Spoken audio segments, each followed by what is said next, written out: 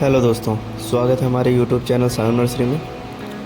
तो आज आप लोगों को दिखाने वाला हूँ पॉली बैग में, छोटे छोटे पॉली बैग में फ्लावर्स हैं। तो इसको आप लोग ट्रांसप्लांट कर सकते हैं गमले में। तो फ्लावर आप लोग देख सकते हैं पॉली बैग में आ चुका है। तो जिसको भी चाहिए वो आके नर्सरी से परचेज़ कर सकता है। लोकेशन डिस्क्रिप्शन में डाल दे रहा हूँ, वहाँ से आप लोग देख के आ सकते हैं।